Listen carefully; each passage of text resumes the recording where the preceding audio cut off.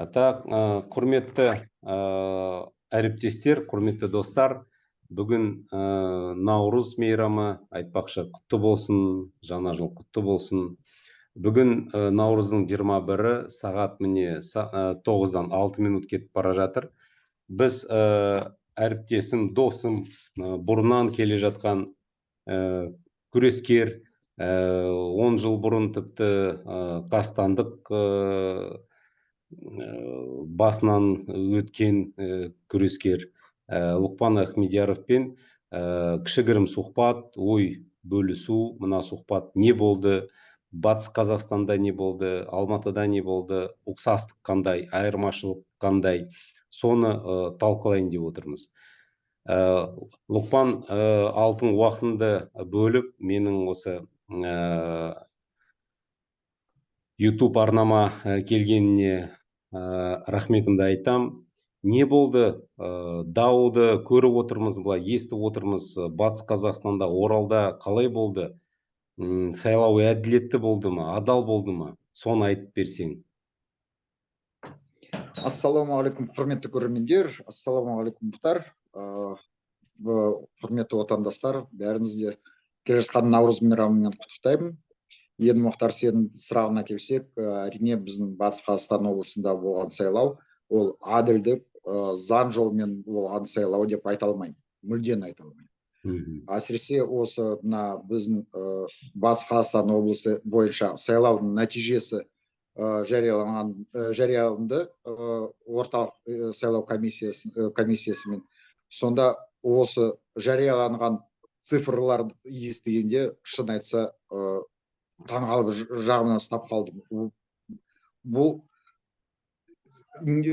қалай деп айтайын? Бұл жай өтірік емес, бұл сондай ятсыз көз бақырайып, сондай өтірікті айтып жатқаны, жаңағы санын айтайын да, Абзал Құспан, жаңағы артынан итермелеп жүрген кандидат, соған 126 мың дауыс берген деп сондай нәтижені жариялады. Сонда біздің тәуелсіздік бақылаушыларымыз айтады ғой, бүкіл Батыс Қазақстан облыс бойынша 19 наурыз күні сайлау учаскелеріне келген кісілердің саны 100 мыңға толмасты. Мыналар қайдан алып жатыр 126 мыңды деп. Анау күлкі. Күлкі де енді бір жағынан ол өте қиын, өте сондай ауыр жағдай біздің елімізге, былай қарасақ. Соншама мыңдаған халық бүкіл Қазақстанда осы жолы сеніп, айту керек қой, шынын айту керек. Біздерді сеніп қалдық қой, билік осы жолы шынымен де жаңағыдай бәсекелестік сайлау өткізеді, заң жолымен өткізеді деп бәріміз оған сеніп қалдық қой. Соншама мыңдаған халық сеніп, 19 наурыз күні үйде отырып қалмай сайлау учаскелеріне барып дауысын бергеннен кейін осындай ашық түрде өтірікті айтып атқан, ұялмай өтірік айтып атқан билікті көргеннен кейін әрине халық тауық айтады да, келесі сайлауға ешкім де келмейді. Өте қиын болады келесі сайлауға кісілер шақыруға. Өткені кезінде Мұхтар есінде болар, 2019 жылы Әміржан Қосанов сайлауға шыққанда қаншама халық сеніп қалды, қаншама халық сеніп, шынымен айтуға олардың ішінде мен де болдым сол кезде. Шауып жүріп, кісілерге жаңа үгіттеп жүрдім ғой. Халқым, үйде қалып қоймаңыз, осы жолы біздер өзім президентіміз сайлайық деп, солай шауып жүріп жаңағы сайлаудан кейін сол Әміржан Қосанов біз сен қалған кандидат не істеді, алды бәрін халықты алдап, Тоқаевты құттықтады ғой. Ана официальный результат жарияланбай. Сол 2019 жылдан кейін халық соншама сайлауға сенбей, сайлаудың ешқандай нәтижесін көрмей, соншама уже сенімсіз болғаны, жаңағы сенбейтін халық болып қалғанбыз ғой сайлауға. Осы жылы жаңағы осындай нағыз бәсекелестік болайын деп жатыр екен, әртүрлі кандидаттар түсіп жатыр жаңағы сайлау додасына. Халық қайтадан сеніп сайлау учаскесіне барғаннан кейін енді көріп жатқан, естіп жатқан өтірік емес ана ғой енді. Біреуге айтуға да еді, шын айтса. Өте қиын болды. Мен сенімен толығымен келісемін, Лұқпан бауырым. Өйткені билік үнемі айтады, неге халық сайлауға бармайды? Енді қалай барады, егер мына сайлау сыйқымазақ сайлау болса? Ол ойын ғой, ол өтірік. Ал бұндай өтірікке кім барады? Әлбетте ешкім бармайды. Өте дұрыс айтып отырсың. Халыққа кәдімгі қиянат болды да, өйткені халық шын ниетімен барды. Ал біз қазір мына тәуелсіз кандидаттарды сайлаймыз. Олар біздің мұң-мұқтажын ана мәжілісте айтып отырады деп сеніп барды ғой сайлауға. Ал билік не істеді? Алды да алдап кетті. Мен ойлаймын, бұл жай ғана қателік болған жоқ биліктің. Бұл кәдімгі қылмыс болды. Бұл халыққа істеп жатқан қиянат болды. Біздің мысалы Алматыда тек қана осы билікпен келісіп қойған кандидаттар барды. Мысалы Алматыда 3 округ болды, Лұқпан бауырым. Үшінші округынан Ермұрат Бәпи барды. Мен ойлаймын, ол да билікпен келісіп алды деп ойлаймын. Каринмен келісіп алды деп ойлаймын. Енді ол пікір тек қана менікі емес, басқалардікі да сондай. Мына 4-ші округынан бұрынғы Нұр Отанның мүшесі Ерлан Стамбеков деген кісі барды. Енді ол да Нұр Отандық қой. 5-ші округынан мен түскен округ, ол Бақытжан Базарбек деген кісі барды. Ол да аманаттың мүшесі. Яғни Алматыдан 3 округынан билікпен келісілген адамдар болды. Ал шынайы, мысалы, менің байқаушыларым, басқа да ана кандидаттардың бақылаушылар айтады, жоқ, Базарбек немесе Ерлан Стамбеков, немесе Ермұрат Бәпи жеңген жоқ. Оларға халық аздау дауыс берген екен. Ол ешқандай сайлау болған жоқ, шынымен де ол қиянат болды. Халық үшін халық тағы да өкініп отыр. Бірақ біз, мысалы, сен, мен, Инга Иманбай, Батыр Адайбеков, Санжар Боқаев секілді азаматтар, біз халқымызды алдаған жоқпыз. Біз халқымызды сатқан жоқпыз. Біз аяғына дейін өз ұстанымымды сақтап қалдық. Сондықтан, құрметті халқымыз, сіздерден алдарыңызда шынайы саясаткерлер баршылық бізде. Ойламаңыздар, түгел саясаткерлер алдаушылар Қосанов секілді. Түгел саясаткерлер керек болса сатып кетеді. Жоқ, олай емес. Шынайы саясаткерлер бар біздің елімізде. Лұқпан, мынандай сұрақ қойғым келеді. Осы Батыс Қазақстаннан, Орал қаласынан сонда билікпен келісіп барған кандидат кім болды сонда? Айтып берші сонда. Біздің Батыс Қазақстан облысында сол жаңағы билікпен келісімге отырған, жаңағыдай билік оны қолпаштап, қолдап, көмектесіп, артынан итермелеп жүрген кандидат, ол адвокат Абзал Құспан болып шықты. Жаңағы билік оны қолдап атқан көп дәлелі бар. Ең бірінші, жаңағы кезінде қаңтардан кейін Абзал Құспан қаңтар күндері менімен бірге алаңда болды. Бірақ содан кейін екеумізді отырғызды ғой. Екеуміз жаңағы мен 10 сутка отырып шықтым, Абзал 5 сутка отырып шықты. Сол қаңтардан кейін Абзал жаңағы қамаудан шығып, тікелей неге Астанаға барып, биліктің қолынан марапат алып, содан кейін басталды Абзалдың жолы осы белсенді ретінде. Ашылды. Жол ашылды деп отырсың ғой. Я, жол ашылды, я. Ол жаңағы өзінше сол қаңтардың құрбандарын құқын қорғаймын деп солмен жүрді, шауып жүрді. Сосын бірнеше кісілерді түрмеден шығарғандай болып. Ал енді содан кейін осы мына сайлауға келсек, сайлаудың алдында осы үгіт насихат кампаниясы басталғанда 18 ақпан күні сол күні кешке қаламызды қаптап кетті ғой абзал билбордтары, ана баннерлері. Сонда бір жарнама агенттігінен біздер шығып едік байланысқа. Бізде бір билборд алайын, екі билбордқа жиналған ақшамыз болды.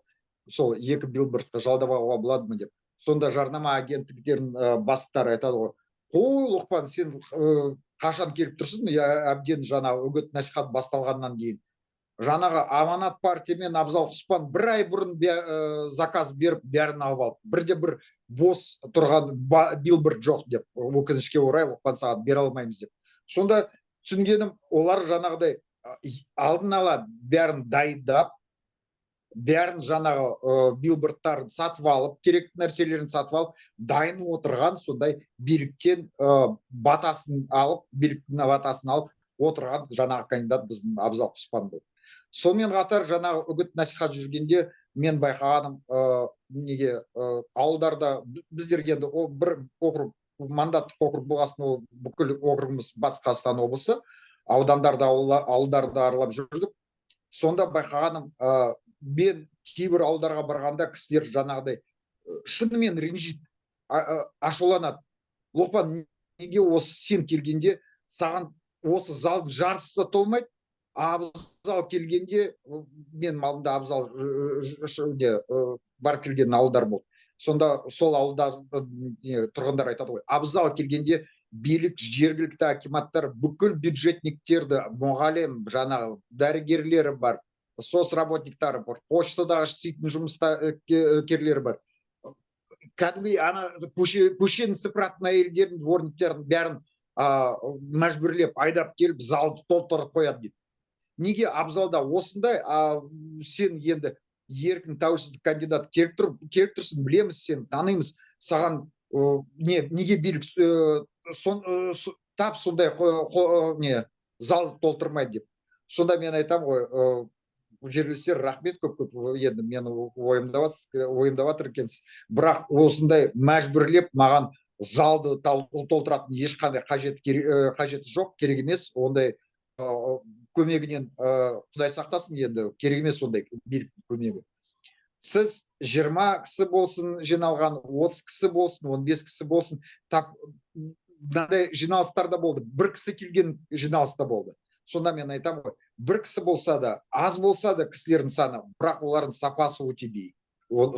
Саны аз болғанменен сапасы бар ондай жиналыстың. Ал жаңағы Абзалға толтырып залда айдап келеді жаңағы бюджетниктерді. Ондай саны көпте, сапасы жоқ жиналыс. Өткені бәрін мәжбүрлеп алып келеді. Олар әрине ешқандай интересі жоқ, қызығы да жоқ, ешқандай Абзал не айтып жатыр, не сөйлеп жатыр. Сонда мен таңғалғаным, бір рет жаздым да Абзалға, Абзал, сонда сен өзің ұялмайсың ба, қысылмайсың ба осындай жиналыстарды өткізуге, кісілерді саған мәжбүрлеп айдап келгенде? Осындай жағдай, Мұхтар, біздің облыста болғаны. Иә, бізде білесің бе, ана Базарбектің, басқа осы аманаттықтардың билбордтері қаптап кетті қалада. Растяжкалар, ана көпірлер бар ғой бізде, ана для пешеходов көпірлер, түгел қаптап кетті, түгел. Мен ойлаймын, олар мына стиральный порошок секілді жарнама жасап жатыр да өз-өздеріне. Оның не мағынасы бар, түсініксіз. Иә. Лұқпан, мынандай өте маңызды бір сұрақты қойғым келеді саған. Енді мына сайлау сайқы мазақ сайлау болды. Ол ешқандай да сайлау емес. Енді шыны керек, кейбір сен болсын, мен болсын, біз мына Тоқаев білімді, әлемді көрген адам, былай сауатты деп ойлағанбыз ғой. Және де ол өзі де айтып жүрді ғой, мына Назарбаевтар кетті, енді біз жаңа әділетті Қазақстанды құрамыз, бірге құрамыз деп айтқан, есінде болса. Ал енді мына тірліктеріне қарасам, өзі айтады, біз конституцияны бұзбаймыз, біз ана президенттік сайлауын уақытында конституцияда көрсетілген мерзім бойынша өткіземіз. Ал алдыда, ана былтырғы жылы алдыда мерзімнен тыс конституцияға қайшы президенттік сайлауын алдыда өткізіп алды.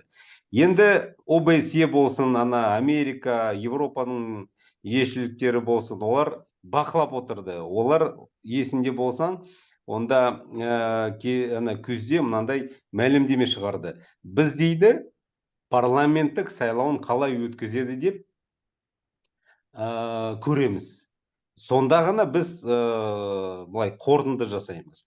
Ал енді мына парламенттік сайлау осылай өтті. Түгел өтірік, түгел жалған. Мына ОБСЕ болса, сол күні кешке қарай өз мәлімдемесін шығарды. Мына сайлау өтірік болды деп. Осындай нақты осындай сөз қолдады. Яғни халық және биліктің арасынан қазір сенім азаяды. Халық наразы, халық аманатқа наразы, халық енді Тоқаевқа сенбейтін болады. Бұндай жағдай үлкен бір қақтығысқа, Құдай өз сақтасын, қанды қақтығысқа апару мүмкін бе? Өйткені ешқандай заңды жолды бізге қалдырған жоқ қой. Вот халыққа деймін да, қалай ол халық өз мұң-мұқтажын, қалай өз өкілдерін ана жерге жібереді? Егер сайлау болмайтын болса, айтшы, вот ойын қалай екен, Лұқпан бауырым? Менің ойым осы мына сен айтып жатсың ғой, ешқандай жолын қалдырған жоқ. Тек қана әділетсіздікке жол ашып берген сондай заңдарды қабылдады, осы сайлауды өтірік өткізді. Халықтың енді жаңағы митингке шығамыз, бейбітшілік митингке шығамыз деген жаңағы шақырған думаны 25 суткіге отырғызып жатыр, қазір қамап жатыр. Сондықтан ол міндет түрде ең түбінде қайтадан 2 қаңтарға, 2 Жаңаөзенге қайтадан алып келетін жағдай. Осы жол биліктің таңдаған жолы, ол міндет түрде үлкен қақтығысқа, үлкен қан төгіліске алып келетін жол. Билікте отырған Тоқаев болсын, қасындағы оны жаңағы кеңесшісі ана Ерлан Карин болсын, қазір осындай өтірікпен сайланып жатқан депутаттарымыз болсын, олар өздері түсінбесе, осы жол қайда апаратқанын, онда өкінішке орай біздің болашақ прогнозымыз өте сондай қауіпті деп айтуға болады. Өйткені Мұхтар білесің ғой, ол тек қана Қазақстанда емес, бүкіл дүниежүзілік практиканы алсақ, тарихын, қай бір елде билік өз халқын тыңдағысы келмей, бүкіл жаңағы халықтың билікке жаңағы үнін жеткізетін жолын қиып тастаса, міндет түрде ол ел бір күні құлайды. Құлағанда қалай құлайды? Көп кісі өлімге ұшырайды, қан төгіліс болады, сондай бір жаман өте нәтижеге бір келеді. Сондықтан мен үміттенемін, сонымен қатар мен үміттенемін, осы билікте отырған адамдар, олар жаңағы Тоқаев болсын, қасындағы кісілер болсын, олар енді көріп тұр, мына қазір интернет бүкіл шулап жатыр ғой Қазақстанда. Бүкіл Қазақстан халқы өзінің наразылығын қазір интернетте білдіртіп жатыр. Мынау өткен сайлау мазақ, ол жалған, ешқандай шыны жоқ сайлау деп бәрі де шулап жатыр. Сондықтан билікте отырған кісілер ақымақ болмаса, олар міндет түрде бір өзгеру керек, өздері өзгеру керек. Мен осы мына ауылдарды аралап жүргенде, мен кездесуіме міндет түрде биліктен бір кісілер келеді. Жаңағы акиматтың жұмыскерлері келеді, сұрақ қойға, жаңағы мені маслихаттың қазіргі депутаттары біреу міндет түрде қатысады. Сонда олардың қатысатын несі, мақсаты маған бір қисық сондай шығып қоятын сұрақ қою. Сонда бір осындай депутат маслихатта отырған менің кездесуіме келіп маған айтады: Лұқпан, осы сен кездесуде айтып жатсың, осы елде заң өзгеру керек, заң өзгермесе ел өзгермейді дейсің. Жаңағы өзгертетін заңдардың ішінде сен жаңағы айтып жатсың, бейбітшілік шеру туралы заңды өзгерту керек деп. Лұқпан, сен қорықпайсың ба, осы 2 қаңтар болып кетеді, халыққа осынша бостандық берсек, олар жаңағы бейбіт шеру туралы заңды сен айтқандай өзгертсек, онда халқымыз шыға береді ғой бір күні, міндетті түрде заң бұзушылық болады, тәртіпті бұзады, анау мынау деп. Сонда мен айтам, ағай, мен кісі үлкен көрініп тұр, жаңағы жасы шамамен 60-тың үстінде ме. Сонда мен оған айттым, ағасы, осы сіз үлкен болғанменен, жасыңыз көп болғанменен, бірақ ешқандай өз халқыңызды білмейді екенсіз. Сіздің айтып тұрған сөзіңіз, ол ненің белгісі? Ол сізде ешқандай халыққа сенім жоқ деген белгісі. Сіз халыққа сенбейсіз, сенім жоқ сізде халыққа, халықты білмейсіз. А ол неден басталады? Ол кезінде сіз тап қазір мына біздің қазіргі сайланып жатқан депутаттар сияқты ғой, жаңа Абзал болсын, Бапи болсын, тағы да басқалар билікпен келісімге келіп жатқан. Ол кезінде осындай депутаттар сайланғанда, олар қисық жолмен сайланып, ешқандай халықпен байланысы жоқ, ешқандай халықтың алдында жауапкершілік сезім жоқ. Сондықтан осындай депутаттар қазір билікте отырып, тек қана атақ депутат екен. Шынын айтайық, ол тек қана атақ. Ешқандай осындай депутаттар халықпен бір байланысы бар деп айта алмаймын. Олар тек қана жаңағы билікті қолдайтын сондай лояльный кісілерді сайлады ол кезінде. Біздің парламентті алсақ қазір, ол парламент 30 жылдың ішінде халықтың өкілдері отыратын органнан ол қазір неге айналып кетті? Кәдімгідей нотариальный палата ғой. Жаңағы биліктен қандай келеді, жаңағы шешім, заң жобасы, соны қолдар көтереді деп болды. Сонымен бітті олардың жұмысы.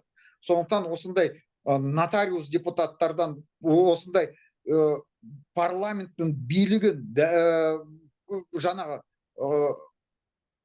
жойып тастаған депутаттардан міндетті түрде оларды кетіру керек биліктен. Осындай депутаттардан тек қана зиян болады, ешқашанда халыққа бірде-бір пайдасы болмайды деп ойлаймын. Өте дұрыс айтасың, Лұқпан бауырым. Осы жайында мен саған мынандай сұрақ қойғым келеді. Мына бәрімізге белгілі, былтырғы қанды қаңтар оқиғасының соңында Тоқаев Путиннен әскери көмегін сұрады. Яғни Путин, былай қарасақ, бүгінгі осы Қазақстандық билігіне бір крыша болып тұрды, былай нақты айтқанда.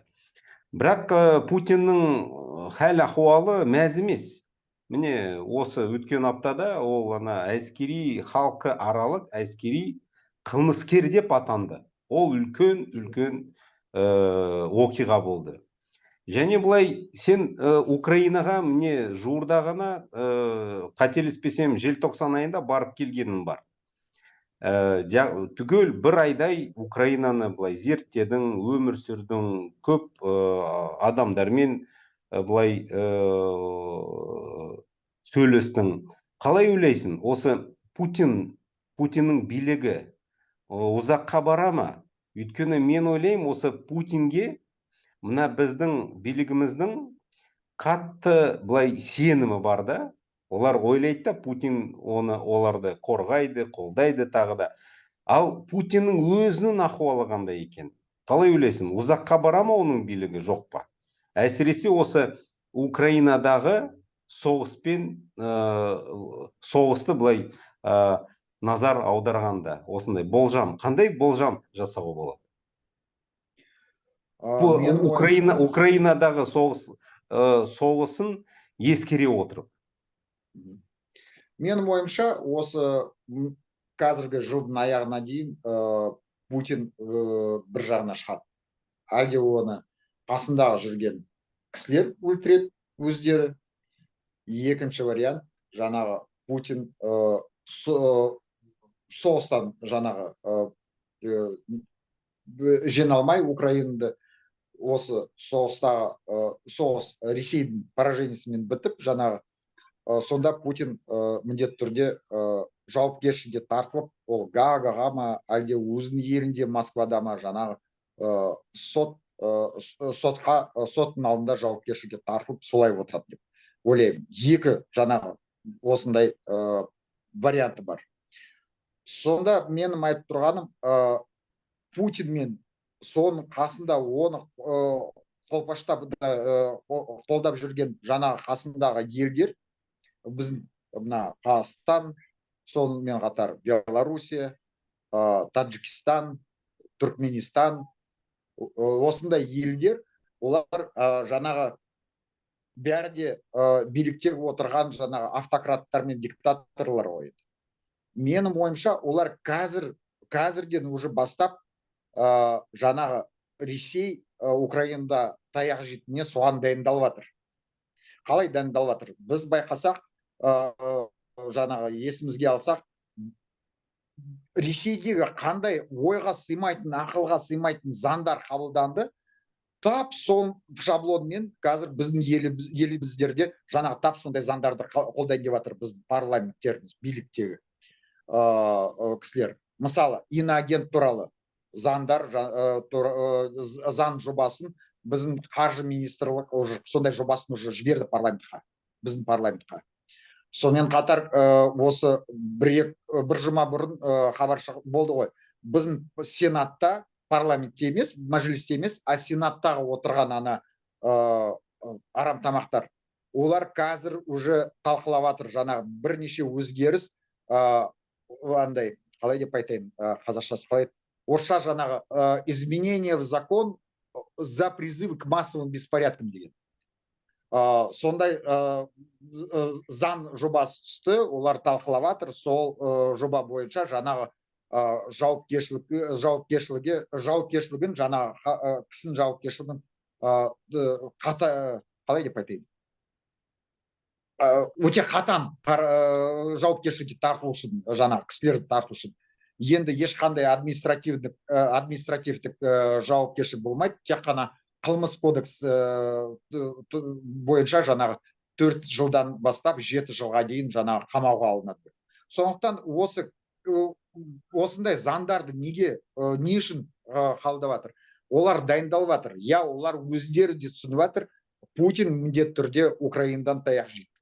Путин міндетті түрде жаңағы Украинадан таяқ жегенде, сонда мүмкін осындай жаңағы елдерде, Путинді қолдап жатқан елдерде міндетті түрде халық көтеріледі деп, осындай болжам бар. Оны бәрі түсініп жатырмыз. Соны халықты басып ұстау үшін осындай жаңағы олар заңдарды қабылдайды қазір. Қабылдағанда оны қалай қабылдайды?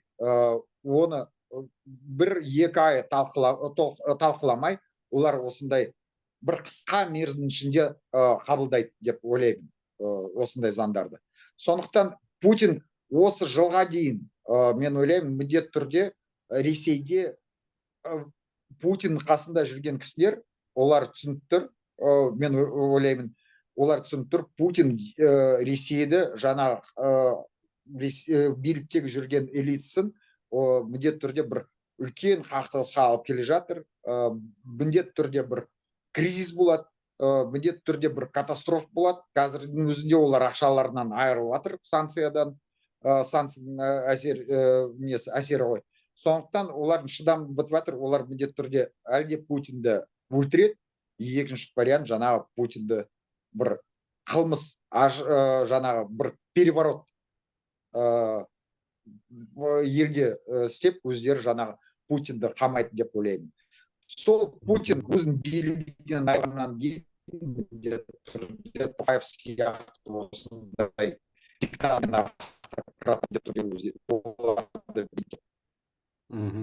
төңкеріс болады деп ойлайсың ғой, ол да әбден мүмкін, иә. Құрметті Лұқпан бауырым, құрметті көрермендер, бүгінгі осы сұхбатымыз осымен тәмам. Алтын уақытынды былай кешке қарай шаршаған боларсың, бірақ маған уақытынды бөлгеніне көптен көп рахмет айтам, Лұқпан. Өйткені біз халқымызға осындай ақпарат беріп отыруымыз керек, түсіндіріп отыруымыз керек. Біз дос екенімізді көрсетуіміз керек. Сонда ғана халықта сенім пайда болады. Халықтың сөзін сөйлейтін, мұның мұқтажын айта алатын саясаткер бар бізде. Мына Путиннің ахуалы мүшкіл, мен онымен келісем. Және де оның кесірінен біздің билігіміздің де былай хәл ахуалы онша емес деп білемін. Сол үшін мен саған рахметімді айтамын, Лұқпан бауырым. Кездескенше жақындарына сәлем айт, өзінің денсаулығына қара, өйткені күрес әлі алда, біз мықты болуымыз керек. Жақсы, сау саламат бол. Мұхтар, рахмет көп саған көп рахмет, осы мені тікелей эфирге шақырып, осындай өте маңызды тақырыпты қозғап, бір өте сондай сапалы әңгіме болды деп мен санаймын. Рахмет. Осындай маңызды жұмысқа мен ешқашан да шаршамаймын, Мұхтар. Міндетті түрде халыққа жаңағы осындай мәліметтер жеткізу керек. Сенмен толықтай келсем, Мұхтар. Біз біздің Қазақстанда осындай кісілер бар, жауапкершілігі мол, енді мақтанғандай болып естілер, бірақ сонымен айтып қояйын, Мұхтар болсын, мен болсын, тағы да сондай азаматтар бар осы елде. Ешқандай арам тамақ емес, жауапкершілігіміз мол, халықты өте сыйлаймыз, өзім халқымызды. Тек қана жақсылық болу үшін, сол үшін тыпырлап шауып жүрміз, жаңағыдай шырылдап. Сондықтан, бір-біріміз танимыз, бір-бірімізге доспыз. Сондықтан ертең міндетті түрде бір Қазақстан халықтың күні туар деп сондай үмітпен шауып жүрміз. Сондықтан үмітімізді үзбейік, міндетті түрде осы елде жақсы өзгеріс болады деп мен есептеймін. Мұхтар, рахмет көп саған. Көрермендер, құрметті көрермендер, сізге де көп рахмет, уақытыңызды бөліп біздің видеоңызды қарап жатқаныңызға. Рахмет көп. Рахмет. Сау бол. Жақсы. Сау бол.